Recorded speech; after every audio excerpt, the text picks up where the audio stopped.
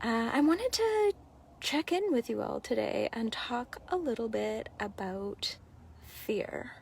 This is a really interesting topic, I think, to get into. For the last several years, there has been a really big push in movement practices around feel the fear and do it anyway. Just do it. All of these ideas, face your fear and go anyway, this kind of idea.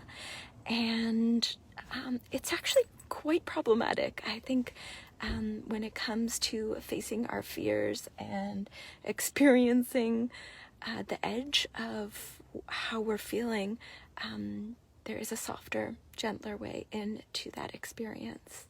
And actually this idea of facing our fear and doing it anyway can actually promote dysregulation in our nervous system when we actually override our experience of what our body is naturally telling us that we should be afraid, and we override our impulse within our bodies to listen to that.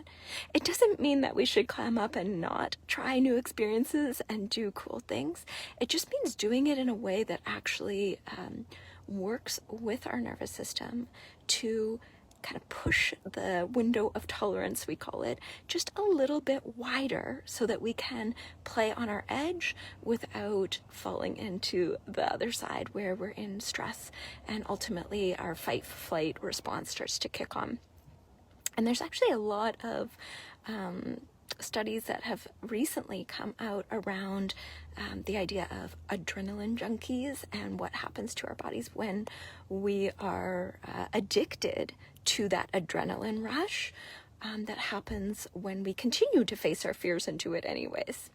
And it is very much a thing that can happen, and it has the same kind of effect on our body that other addictions do, where we actually get addicted to the hormone release that happens from that adrenaline high, which is really comes from our adrenal glands, and we get that push of adrenaline through our system that we start to rely on. We start to rely on it for a high. Anyhow, if that is something that you're working with, that is a little bit of a different conversation than what I'm talking about right now. But if we're looking at how do we work with our fear, it's again coming back to what that window of tolerance is for you, like bumping up against where your edge is with your fear and not going over the line with it. And for everyone, that is a little bit different. And our history of what we have lived through in our lives actually predetermines some of that. So we have expectations that clue in before our minds can actually even process the information that tell us whether we feel safe or not. So it's in your body. You'll feel it in your body, these little clues as to how you're doing when it comes to your fear. I definitely work with a lot of people that are coming into experience of fear of moving their bodies because of pain and discomfort. And this is also a wonderful opportunity for us to start to build and develop a little bit more capacity. And it's kind of, we bump up against this place with ourselves where the pain actually can inhibit our willingness to move the ledge a little bit further out. And what science tells us is that pain isn't always an indicator of us doing damage to our structure or tissues. So a little bit of pain, working with a little bit of pain, can actually have greater benefits. But again, I think it comes to listening carefully to our bodies as to what we feel is okay for us.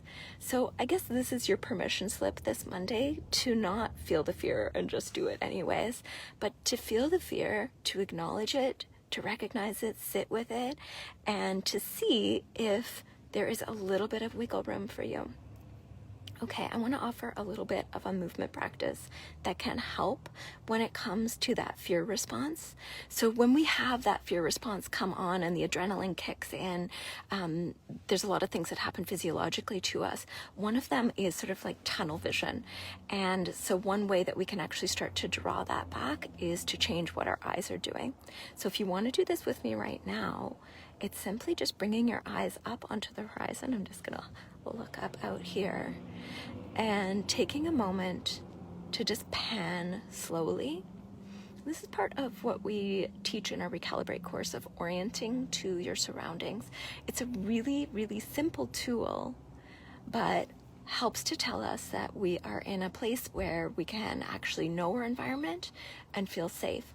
One of the things that you want to do if you're practicing this is to actually move your head around and start to see the environment around you, to notice in particular what's behind you, what's coming at us, and using that to help us a little bit deeper in creating that safety for ourselves. As you're looking around, you can also tune back into your body sensation. What are you sitting up against? Can you feel your feet on the ground? These kinds of things make a big difference as well.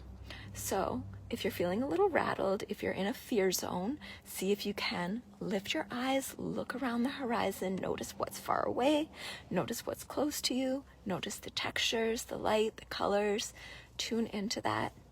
And permission to not push through your fear, but to really honor it and honor yourselves and the cues that your body is giving to you and not overriding that impulse.